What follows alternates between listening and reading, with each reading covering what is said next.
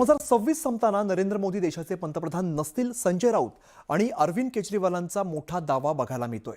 2026च्या शेवटी मोदींचं साम्राज्य संपणार असं केजरीवाल म्हणतायत। तर आयोग न्यायव्यवस्थेला गुलाम बनवून सत्तेत ठेवलेला असं राऊत म्हणतायत। तर संजय राऊतांच्या पुस्तक प्रकाशन सोहळ्यादरम्यान त्यांनी हे वक्तव्य केलंय।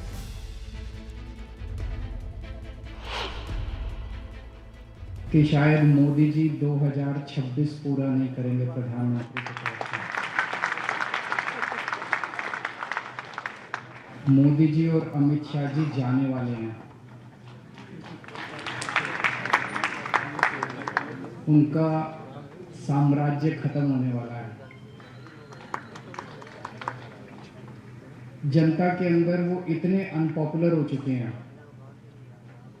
इन्होंने हजारों लाखों ट्रोल बिठा रखे हैं, उसके बावजूद वो सोशल मीडिया का नैरेटिव कंट्रोल नहीं कर पा रहे। 2026 मध्ये प्रधानमंत्री मोदी त्यांच्या पदावर नसतील हे सगळ्यांचंच म्हणणं आहे। 2026 संपताना